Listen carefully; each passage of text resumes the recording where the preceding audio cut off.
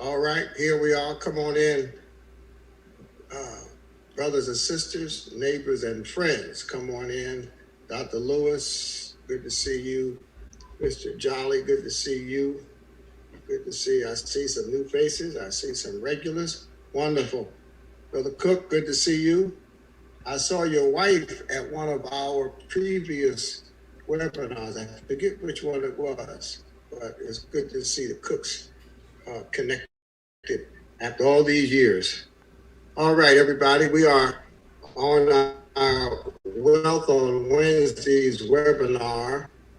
And as the latecomers come in, we're going to get started.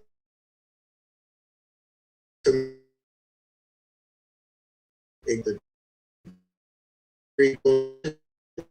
things dfree $1 billion challenge. Janai Lake is our deputy director, and she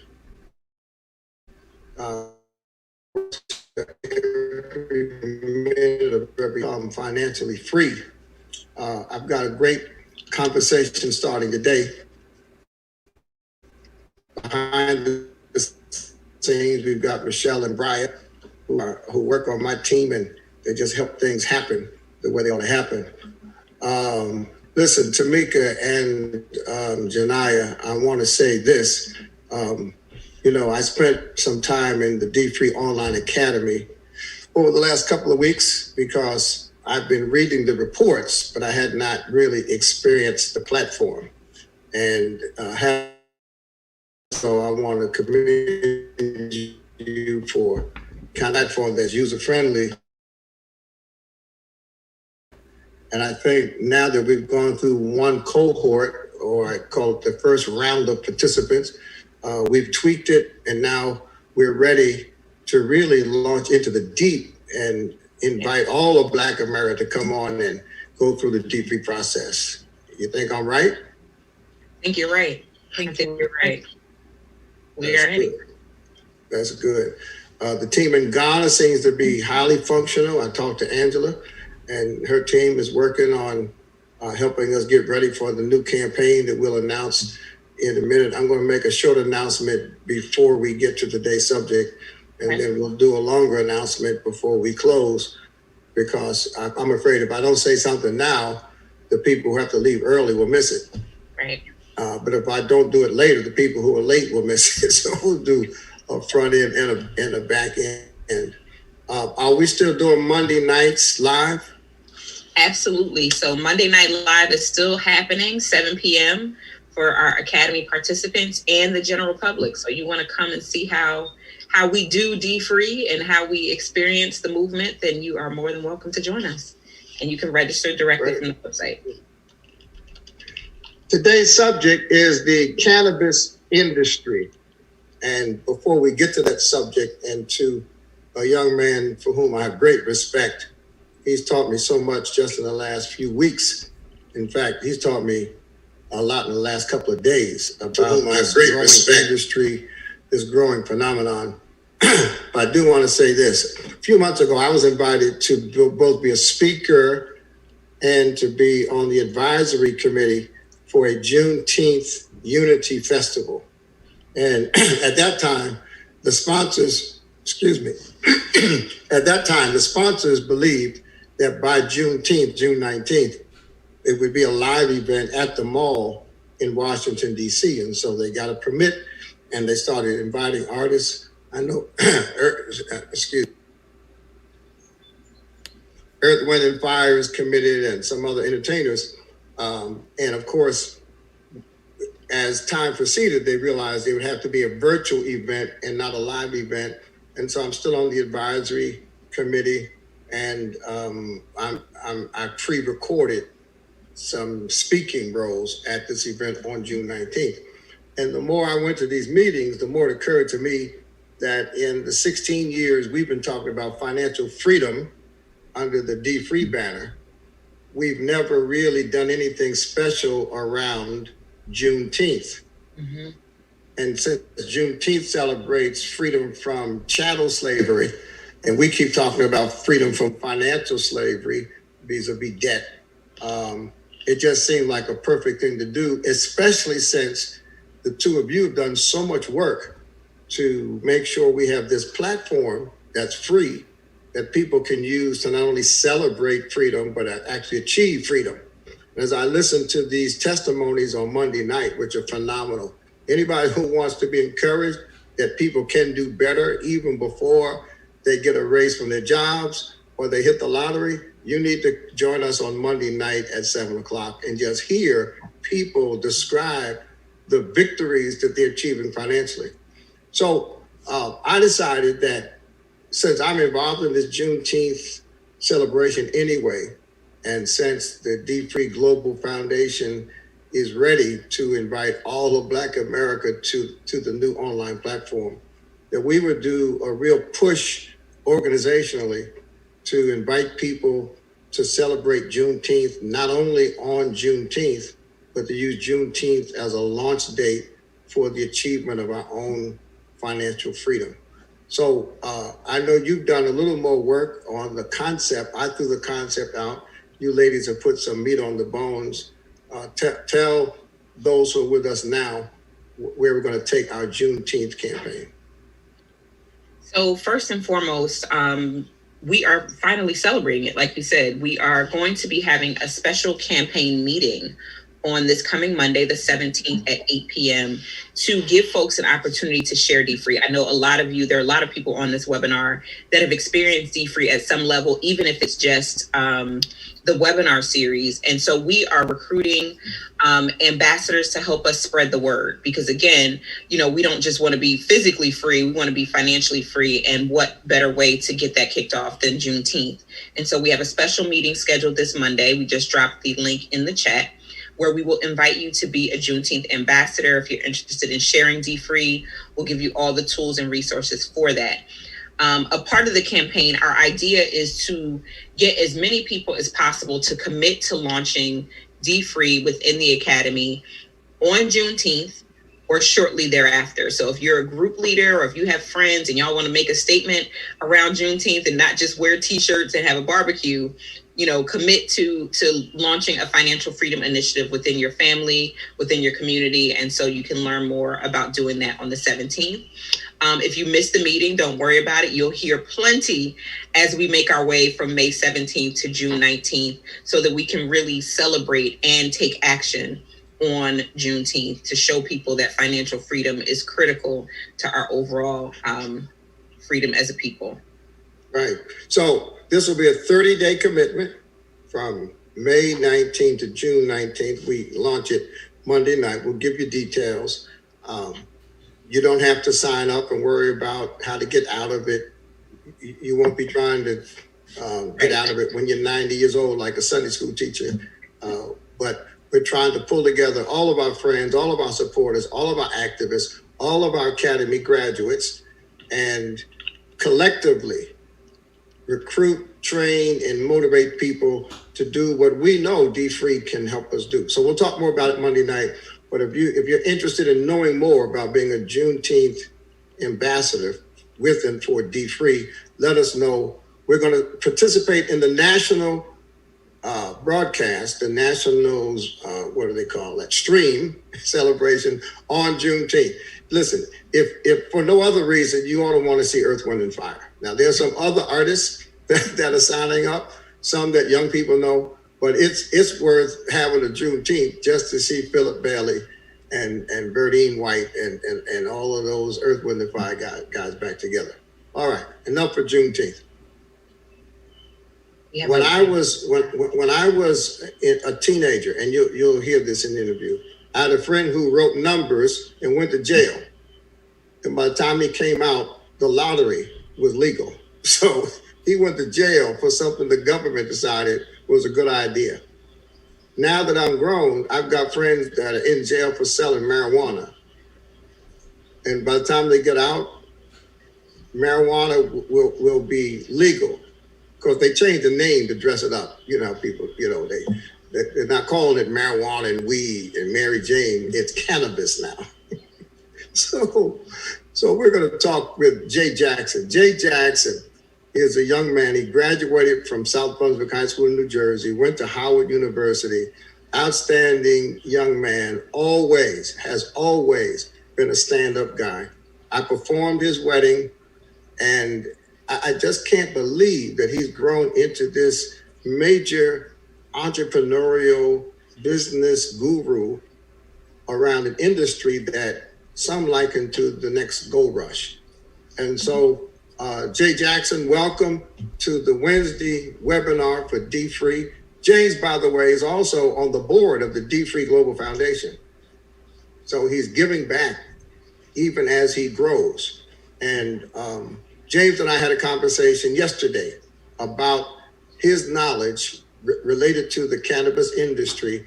And we're going to share that conversation with you. You can ask questions along the way, and Jay's right here. You can see him. He'll answer questions along the way in the chat, and then we'll come back and do a wrap up when the conversation ends. All right? So let me introduce to the dfree world at large, Brother Jay Jackson, graduate of Howard University, explaining and teaching about the cannabis industry. Let's go to the conversation.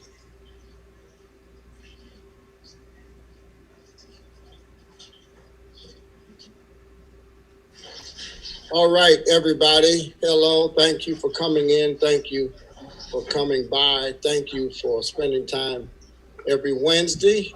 We try to talk about some aspect of wealth. On Wednesday, we don't say black wealth. I don't feel the need to put the word black in front of everything I do because I'm black. And so black is just a given. It's kind of like Christian, Christian cleaners, Christian ice cream. I don't feel the need to put the word Christian in front of everything because I am a Christian and I'm black.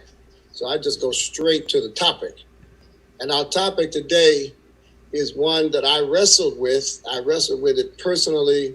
I wrestled with it professionally. And I wrestled with it because I have just had mixed emotions about this new industry. I've had different perspectives thrown at me. I've had different companies solicit my support. I've had different politicians ask me for policy recommendations. And so I find myself now in a position to discuss this topic because, first of all, it's an important topic. It's not going anywhere. But the main reason is because my guest today is someone that I've known almost all of his life. I trust him to be a man of integrity. I trust his mind. He's done more research on this subject than I'll ever do. He has probably forgotten more than I'll ever learn. And of course, the subject for the day is the cannabis industry. When I was coming up, we just called it marijuana, or we actually called it Mary Jane back in the day. And then when the next crowd came up, they just called it weed. Now there are other nicknames for it, but today we've kind of grown up into the use of very technical language. And so we're talking about the cannabis industry. It's the legalization of marijuana that has been winding its way through the corridors of public policy for a number of years. A few states are far ahead of other states. There are some states, I think Colorado is probably the first state to really completely legalize it, but I'll defer to my expert. But the young man I'm talking about is a young man who went to Howard University, and after having gone to high school and schools all in New Jersey, went to Howard and has worked in the insurance industry for a number of years, and now has zoomed in on the risk and the rewards, the liabilities and the opportunities of the cannabis industry. And so he's going to take us to school today. I want you to type your questions or comments in the chat, and I want you to take notes, and I want you to be non-judgmental. This is not about judging. We're talking about reality. I'm a preacher, but I'm a reality-based preacher. And so today, let me introduce to some and present to everybody who needs to know my young friend and leader on this issue, Brother Jay Jackson. Jay, thank you for being with me today. Appreciate you for having me, Dr. Swords. It's an honor to be on your show. And like you said, knowing you mostly all of my life, and have always respected everything you've done in this space, and further respect you being progressive and being open to having a conversation around cannabis, which a lot of people are not willing to do right now. But to your point, this is a huge wealth opportunity. It's not going anywhere. And before we know it, next 2 to 5 years, it's going to be federally legal. So Jay, yeah, that's one of the points I want to get to. But let me deal with. Can I just talk about my attitude first? My attitude. When I was a teenager, my best friend was about 15 years my senior. He owned a little corner store where all of us bought our sandwiches. Y'all call them hoagies now. They were just sandwiches. And he also sold numbers from his store. Now, for you younger people who don't know what numbers are, you played the numbers with, it was illegal, first of all. And you would give a guy $2 or $3, and if the number that you played matched the last 3 numbers in one of the racetracks, the amount of money brought in from the racetrack, you hit the number. And that was an illegal lottery system, basically. And my friend got caught and went to jail for selling numbers. By the time he came out of jail, the lottery was legal. So now you had the state selling numbers, and it was legal after my friend served time. I now have friends in jail for selling weed, marijuana. And I have an attitude. I've always had an attitude, because now that so-called cannabis is legal, what happens to my friends that went to jail for doing what is now legal? Is there anything in the legislation that brings some relief to these young people that went to jail for doing what was illegal then? Yeah, so if we're talking specifically about New Jersey, there are laws that are put in place to allow folks to be able to expunge those records, right? However, they have to be within certain parameters. And, unfortunately, if your friends were, kingpins and they were, really selling at a high level, that may not include them, right? The other thing about it is, I guess one thing that I would have liked to see in New Jersey, and I've seen around the country in different states, is automatic expungement, right? Which means that if somebody falls within those parameters, that record is automatically taken off of their record, and moving forward, that wouldn't be able to be seen by state agencies as well as jobs or anything that they were trying to get, moving forward in their lives. Unfortunately, in New Jersey, you do have to go through an expungement process, which requires you to hire an attorney, go through the process, send their appropriate documents. And unfortunately, because of the pandemic, that process is a little bit slower than it normally would be, right? And exactly what you said, Dr. Swords, is kind of the unfortunate part. You look at the cannabis industry, right? And folks that essentially started this industry, grew this industry, made this industry popular in the legacy market, not only are being jailed for it, not let out of jail, but they're also not being allowed into the legal side of the industry, right? That was my question. My question is, if I was arrested and have a record for having sold weed illegally, are you telling me that at least in New Jersey, I can't qualify to sell it legally? So in New Jersey, you can qualify, right? So they have created a provision that allows folks that have cannabis arrests on their record to be able to qualify for the different license types, right? Now, the big issue is, as a community, as a people, there's not a lot of institutional money in cannabis right now. Right. So essentially, the barrier to entry is so great for folks in our community, because if you don't have the network, meaning the personal network, or, friends and family to be able to go to, or relationships with venture capitalists or family-owned offices to be able to, either borrow or, sell pieces of equity off of your company to be able to have this money to go after it, there's not a shot. This is a very expensive industry to be able to get into. Because of the building blocks and the pieces that it take to even put in an application.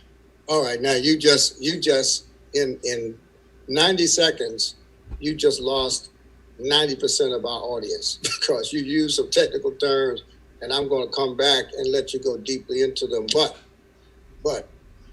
what I want to say to the audience is, I know we've got a big audience in Louisiana. We have a big audience in the DMV. What Brother Jay is saying suggests that each of us should look at the laws of our state. Now again, I'm a pastor, but as a pastor, it's my job to advocate for opportunities and for justice. And you can't advocate if you don't know the rules. And so I would urge all of you, California, all of you that are in our network, you need to research the laws of your state, because the next section of what Brother Jackson is going to talk about is going to reveal to you the economics. And that's why we're here. We're talking about access to economic opportunity. This is dfree. And dfree is not just about getting out of debt, but dfree wants to help us expand our income, expand our economic base. You don't get out of debt and then act like you're free. Getting out of debt is the first step towards financial freedom, owning and being an entrepreneur and investing. So that's why we're here. We're here because this opportunity is economic. We went through some of the legal and policy issues, but Jay Jackson now has introduced us to the whole idea of financing and investing in this business.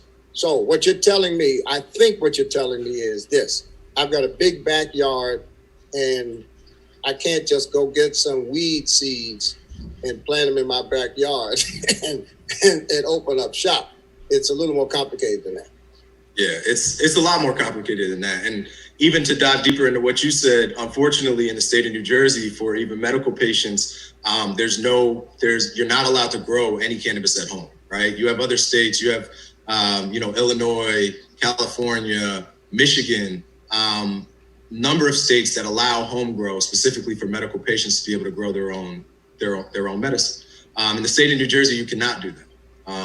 And you can still be arrested and charged for having any type of cannabis grown in your house, outside your home, things of that nature. All right. So, you just said something I need to probe, because medical marijuana became legal in many places long before, I guess, the general cannabis boom started.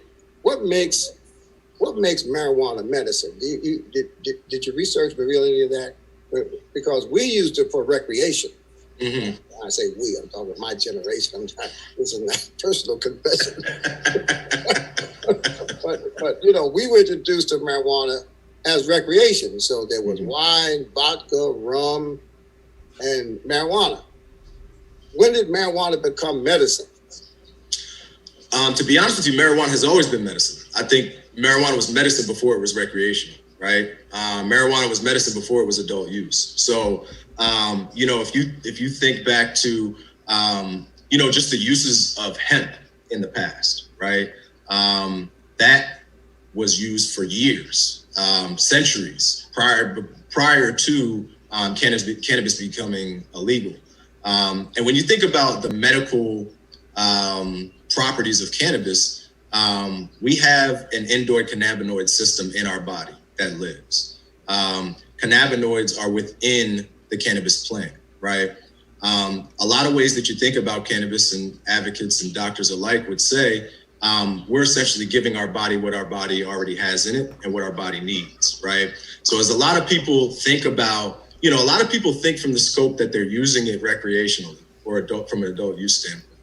But cannabis can help with loss of appetite. Cannabis can help with digestion. Cannabis helps tremendously with migraines, with long-term pain, arthritis that some of the folks, the wiser folks in our community, experience, right?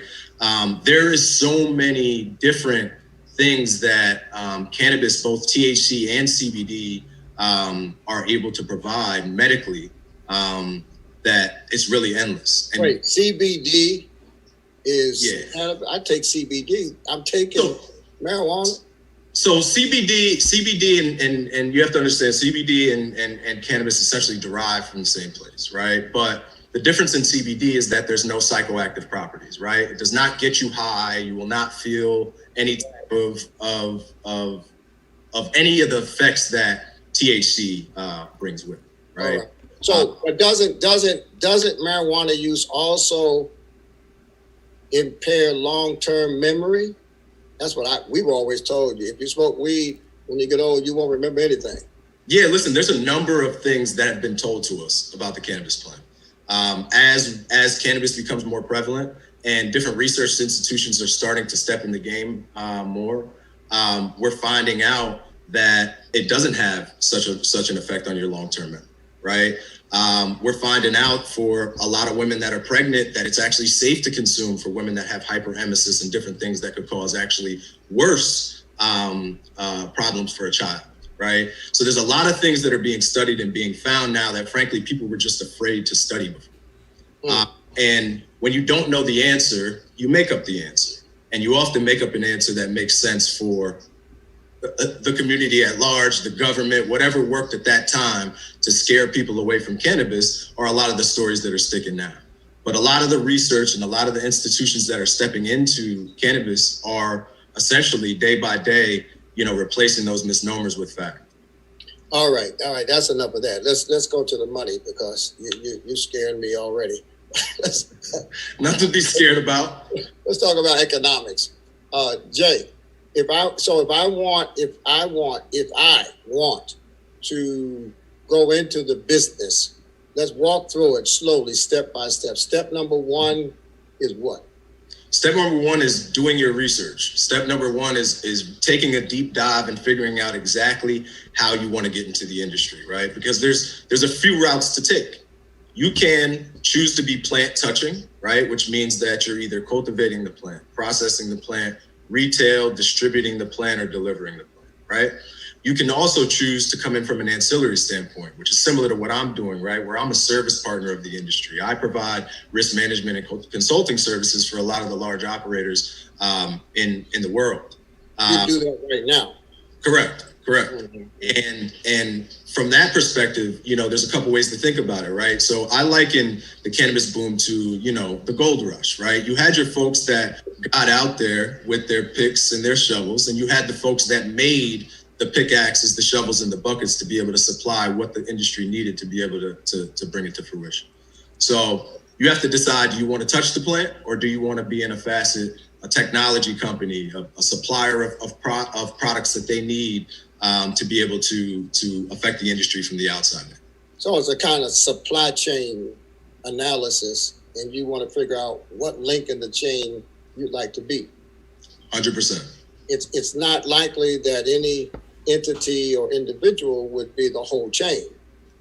No, not, and some states kind of don't allow that, right? So the state of New Jersey, with the new licensing process that they're coming out with, doesn't allow vertical integration, right? And vertical integration means you're doing everything from seed to sale. You are the supply chain, right? And one thing I would say New Jersey did correct in that is, allowing, your startups, your smaller companies to be able to take a piece and get a piece of the industry rather than your large publicly traded multi-state operators that are already here in New Jersey kind of taking over the industry.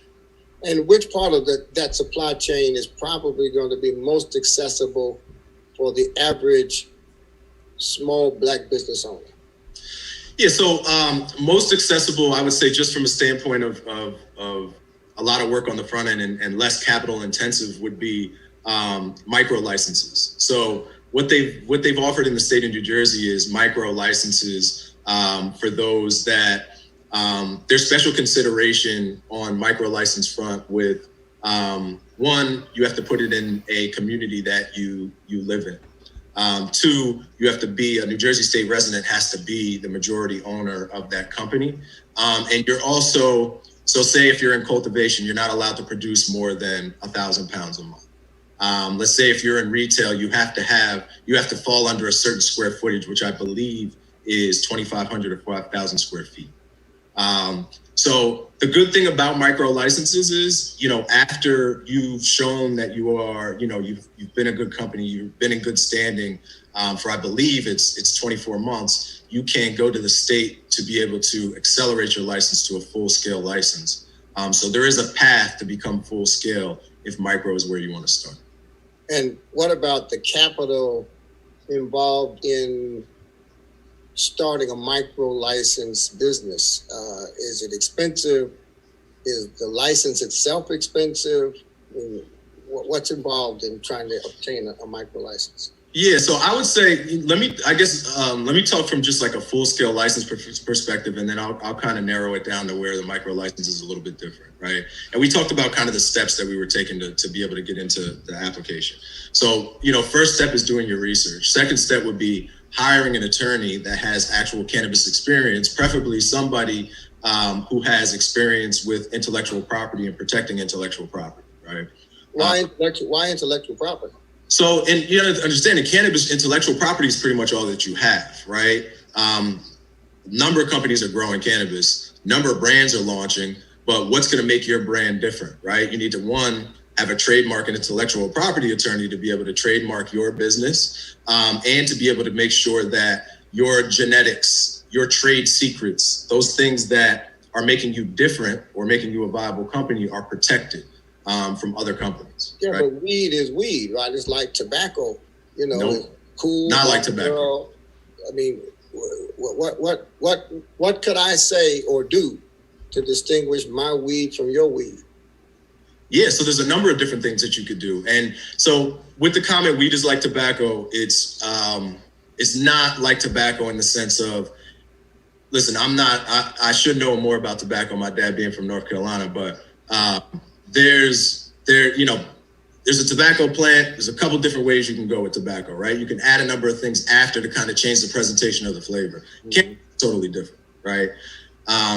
There's genetics within cannabis that make up millions, hundreds of thousands of different strains of cannabis that all create a different either feeling or are geared towards helping a certain ailment, right? Mm-hmm. So from a cannabis perspective, you have genetic companies, cultivation companies that they specifically spend years hunting different phenotypes, which are essentially the seeds and the different types of ways that plants can go, just to be able to create their own strain, right?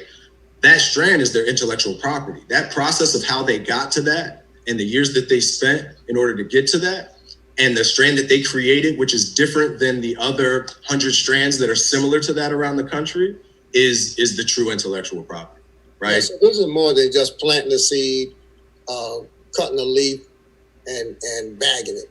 This is a very sophisticated, scientifically based industry that requires, as you said, the first step is research and expertise. 100%. And it is the intellectual property side of the business. Now you have a lot of large cannabis companies that are starting to trademark certain strains, right? So a lot of these different cultivators and businesses around the country will either have to pay to lease or buy those different genetics in order to be able to call it anything similar to what those companies are calling. My goodness. So let's go to the other end. If I just want to invest, I don't want to grow, I don't want to be in the supply chain.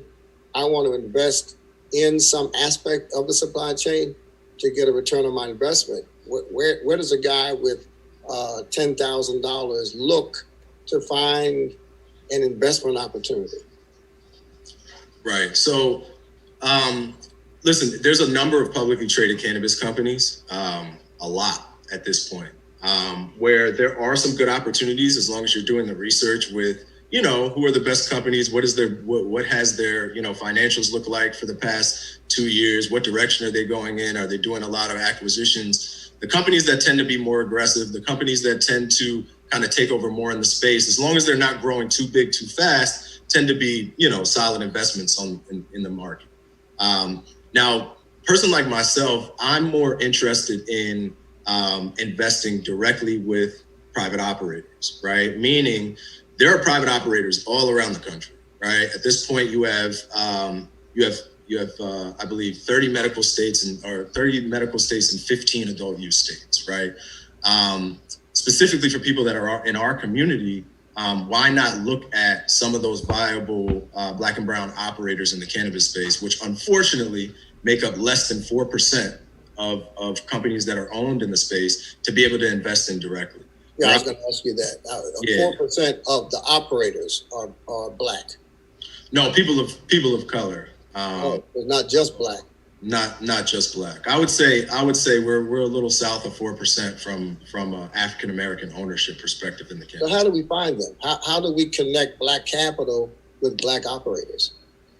Yeah, so one, there's a number of funds that are being built in the cannabis space to kind of address different needs of underserved entrepreneurs in the cannabis space, which would, in this case, would obviously be Black and brown operators. Also, I'm going to be honest. I mean, Instagram is a great place where you see Instagram. Yeah, Instagram is a great place where you see a number of popular as well as up and coming cannabis companies that could be viable, for investment. Also, tapping into different sources within the cannabis industry. So someone like myself, I work with tons of operators from around the country. At this point, I have clients in every medical state and adult use state. There's other folks that focus specifically on finance to be able to connect with. So you're dealing with those clients as a risk expert, correct? Yeah. So what I would say for myself, I'm involved in cannabis in a number of different perspectives. I have helped certain companies be able to get licensed. I help certain operators be able to raise capital along with their risk management needs, right? So I like to be an extension and a resource more than just their broker, so to say, on the insurance side. And the larger kind of multi-state operators that I work with, the publicly traded companies, I try to find a way to find a seat at the table for my Black and brown operators to be able to plug them into those supply chains, of these large, hundreds of millions of dollar cannabis companies, to make sure that they'll be able to get revenue and get included from that side as well. You mentioned in one of your opening remarks the access to venture capital. Not every company is a good venture capital kind of connection.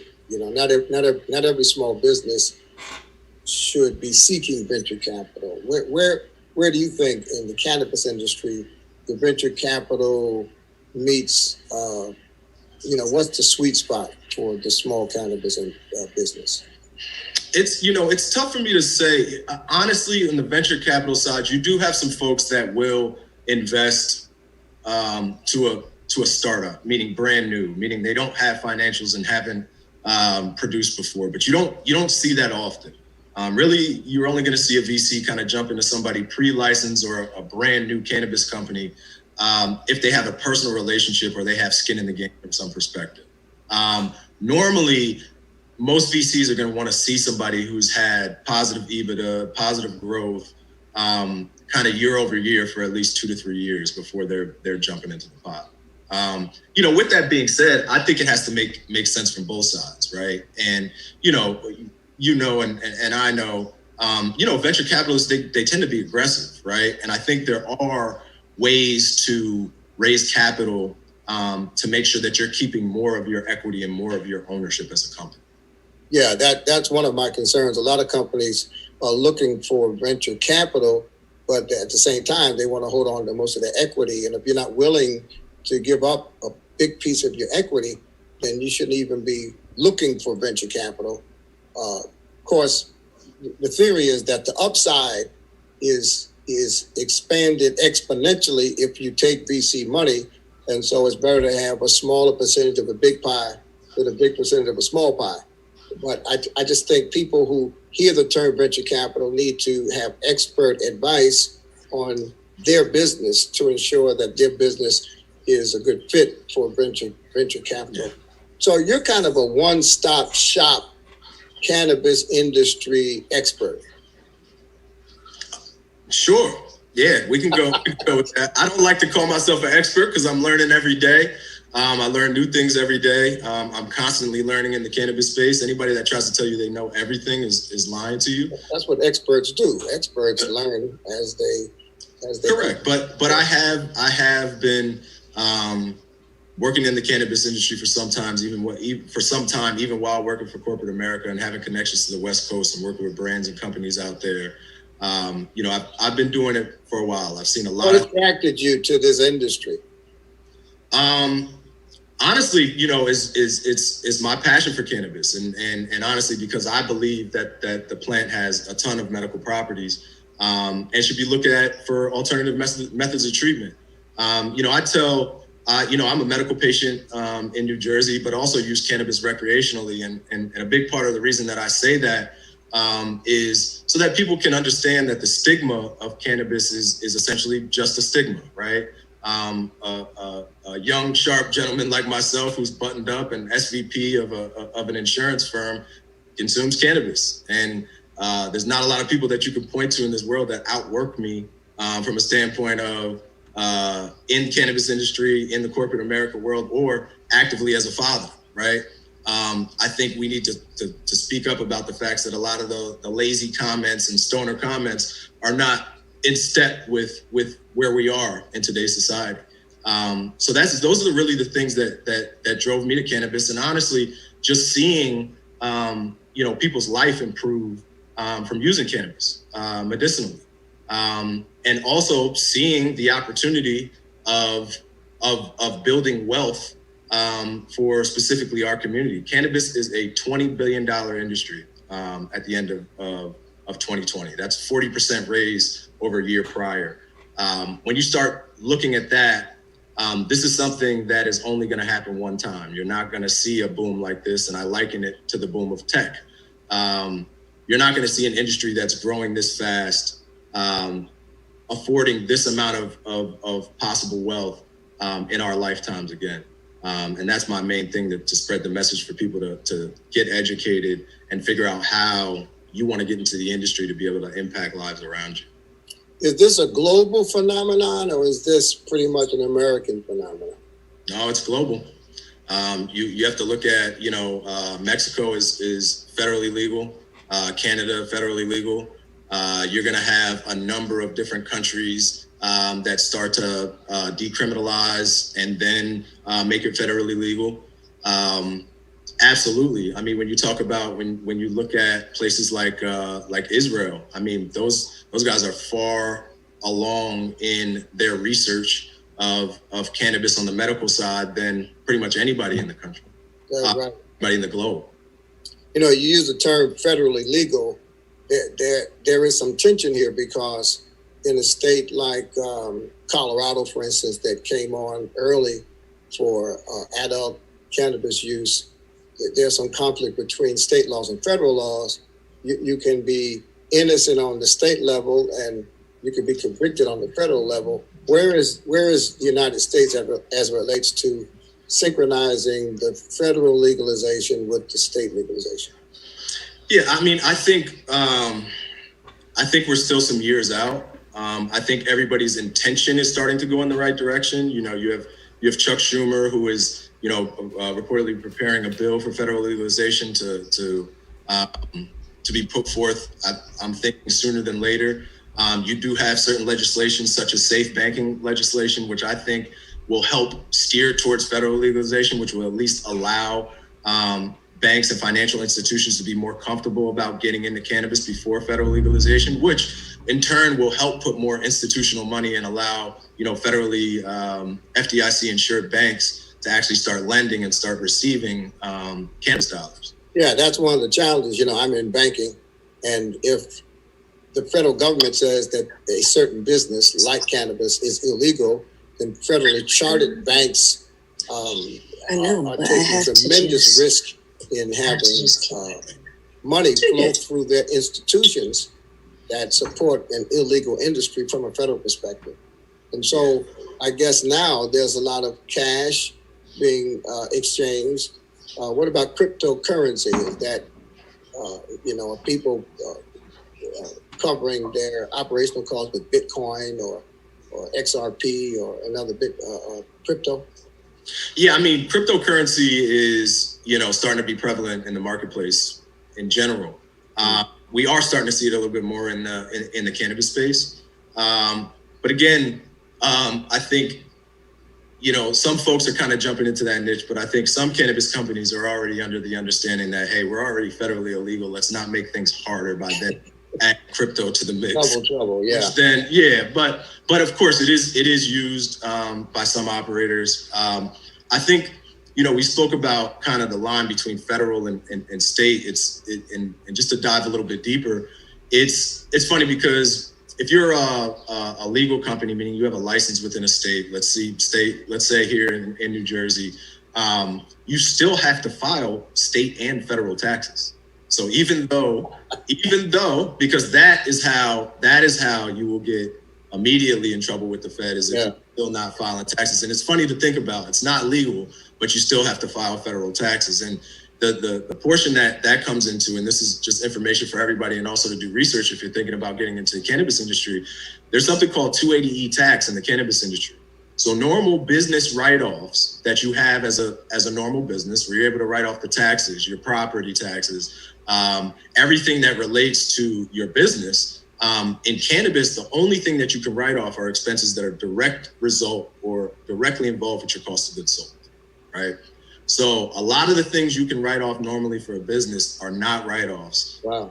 Not to mention that you're taxed at a much higher rate than a normal business is. That's like politicians that take bribes. Often when they are incarcerated, it's not for taking the bribe, it's for not reporting it on their taxes. Exactly. So if you take a bribe, the IRS wants you to report it. So the bribe is illegal. Right. This is very interesting. First of all, James, I can't tell you how impressed I am with your knowledge of and your engagement with this industry. Preparation and research is the key to anything, and you certainly have. You've dived into the content and the subject matter in ways that are just commendable. And then you are ahead of the game. You're in on the ground floor. And the fact of the matter is 10, 15 years from now, there will be people who will hear about the opportunity and what it was, just like you said, like technology. There are people who could have bought Apple stock for $1,000 15 years ago, and today they'd be multimillionaires. So it's an important understanding. If you had told me 3 years ago that I'd be sitting here under the dfree brand talking about selling weed, I'd have told you off in different languages. But we probably started talking about it 3 years ago, though. But yeah, it was private talk. It wasn't. There was no cameras around. That's correct. That's correct. That's correct. It's very interesting. How I'm going to ask you two more questions. First, how would I find my way into an investment opportunity? Should I choose to invest? Do I just Google cannabis investments? How would I find my way from this webinar to an opportunity to invest? Yeah, absolutely. Listen, just like we talked about, kind of on the front end, whether you're trying to get into cannabis or invest in cannabis, it starts with really doing your research, right? The same way that you would do your research and you're investing in any stock, right? Is, look at the company, look at the viability of the company, take a look at their financials and the trajectory in which they're going. And, also do some research about the company, right? Have they made some acquisitions? Are they growing in the space? Maybe they're going to get acquired. One thing about the cannabis industry is it is very fast paced and very, very, I wouldn't say volatile, but we can use the word. We can use the word volatile. If you think about, we just had an acquisition for $2 billion in the cannabis industry yesterday. So really taking a look at the companies that kind of lead the pack and deciding also where do you want to get in? Does it make sense if they're at, $17 to buy now? Or is that the peak of where their stock is going to be? I would say normal investment research practices. And when it comes to stock, outside of those companies that have gone public through a SPAC, you have to take a look at the Canadian Stock Exchange, the Ontario Stock Exchange, because these companies are not publicly traded within the U.S. Mm-hmm. By the way, Jay uses these terms and forces me to either confess my ignorance or to explain. A SPAC is a special purpose acquisition company. Their nickname is blank check corporations. It's when people assemble capital for the purpose of doing something. And the something is undetermined, but the people have enough confidence in the principles to invest money in a SPAC, this special purpose acquisition company. And what a SPAC will do is look for an acquisition to take it public and to give a significant return on people's investments. So, Jay, you can't just throw terms around. You know. I was gonna get into it, but now that you've explained it, if you think about the concept of a SPAC, it's probably a perfect vehicle for a company to try to, I don't want to call it a loophole, but get into our market here in the U.S. Through a special acquisition company. All right, so longer. They're answer this question. And your father's a deacon, your mother's deaconess. I'm still a pastor. About 49 days left. And if you heard, and I train people in becoming directors in corporations, public and private, but mostly public. I serve on the board of a couple of public companies. If you heard, and your parents heard, that I had accepted an invitation to be a director of a cannabis company, how would you explain that to your parents, who are deacons and deaconess in the Baptist church? You gotta understand, my parents, I give them credit, are a bit more progressive because they are my parents and they've been hearing this for the past 5 or 6 years. So my parents are very knowledgeable about the cannabis industry and kind of, how all things relate, and also very supportive. I give them a lot of credit. My mom always jokes that she sent me to Howard to get I'm not talking about you. I'm talking about me. I got you, to get my PhD in weed. I think it's hilarious when she says that. But, if you were to accept an offer to be a director of a cannabis company, first, I would hope that it was my cannabis company. But second,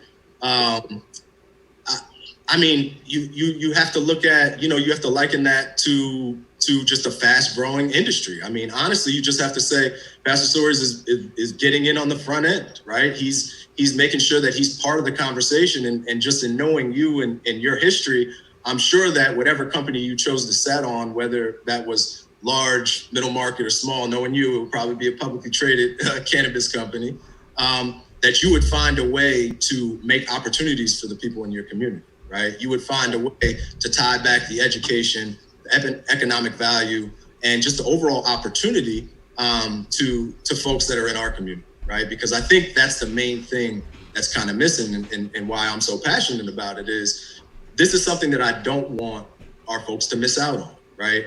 Whether you have cannabis experience or you do not have cannabis experience, whatever experience you have can be transferred into the cannabis industry. If you've worked for big pharma before, and you've done pharmacovigilance plans, or you've done product recall plans, there's a space for you in cannabis. If you're a doctor, if you're a scientist, there are going to be private licenses that are put out that allows different labs to come forward, because they're going to have to test this cannabis, right? So my explanation would be that you're doing something, you're trend setting, you're doing something that's on the front end, and honestly is only going to help our community and hope find a way to build and bridge the wealth gap, because we sure need a vehicle in order to do that.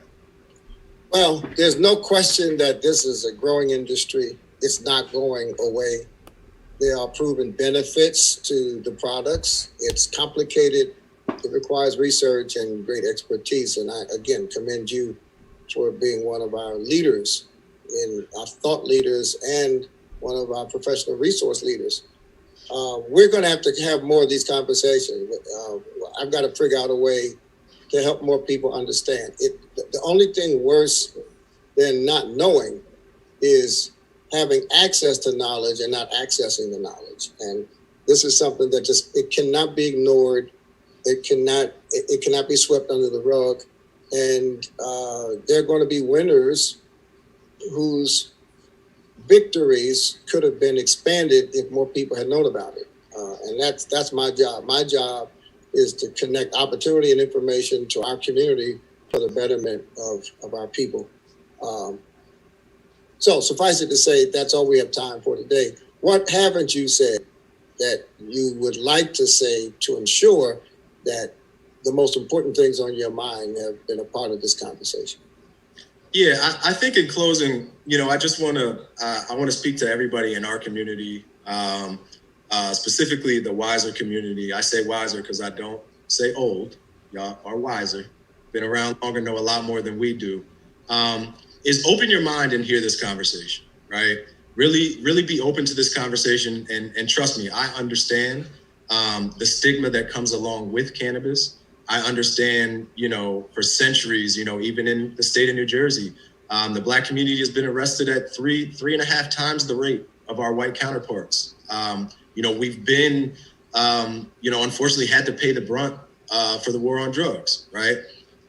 But as a community, as a people, we are responsible for starting this industry, running it in the legacy market, making it popular, and now today, it being a multi-billion-dollar industry. The issue is we're not putting ourselves in the position or even open to having the conversation to be part of such a booming industry, right? I know that we've seen our brothers, sisters, uncles, mothers, fathers locked up for the cannabis plant. But because things are legal and we do have the experience, we have to demand that we have a space and a place in this industry. 4% ownership in the Black community in the cannabis industry is unacceptable. And I want to make sure that folks around the country that are interested, that want to become part of this, have a resource, have a way, have information to be able to get in, because it is wildly important to the success. And this is truly an opportunity that is not going to come around again. So however I can be a resource, I'll make sure my information is available, and I'll be, interfacing with anybody that wants more information, and would love the opportunity if Dr. Stories and I can continue this conversation in more depth as well. Yeah, you've heard it. Jay Jackson, a young, brilliant business major from Howard University, a risk management expert, and a pioneer in connecting Black people in America to this budding but growing cannabis industry. I'm going to commit to doing a special series on YouTube with you and some of your associates to continuously bring updates, news, information to our community about the cannabis industry. I'm going to invite you to do a podcast on our dfree podcast platform that we're building. We've got to spread the word, and I just can't tell you how much I admire the depth of knowledge that you've gained and your passion for sharing it with other people. So Jay Jackson is answering questions in the chat. His contact information is there also, and I'm looking forward to hearing your responses. I won't see your faces, so that's good, but I want to hear your responses.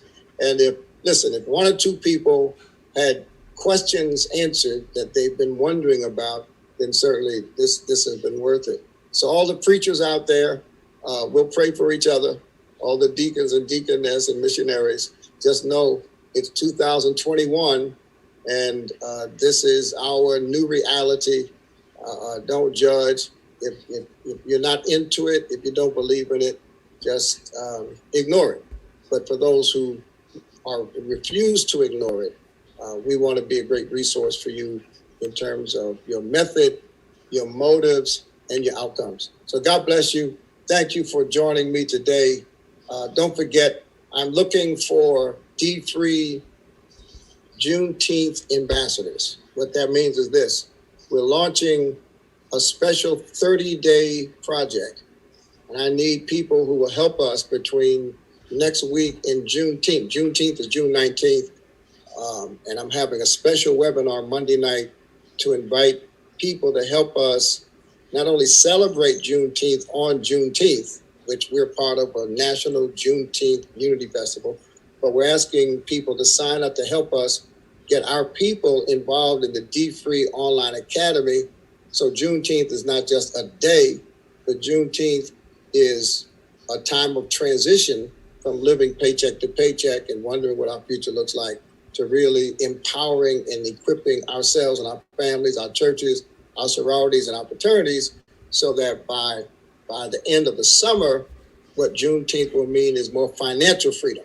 The first Juneteenth celebration from chattel slavery, this Juneteenth is going to be our celebrating our release and liberation from the slavery of debt and delinquencies and deficits. So thank you. You want to be a Juneteenth ambassador for dfree, just put it in the chat. We'll send you an email. We'll invite you to our Monday night webinar, which will be at 8 o'clock Eastern time. God bless you. Thank you so much for joining us, and stay in touch with Jay Jackson, because your future is going to be in many ways guided by his knowledge and his mind. So God bless you.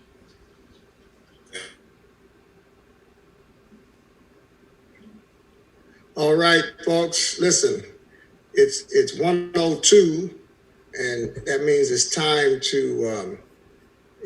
to let you go. But I want to say to Larry said he's still torn between this recreational use and this burden that so easily besets us. And I would say that's good, because tension represents thought. Nobody wants to hear one presentation and change their minds.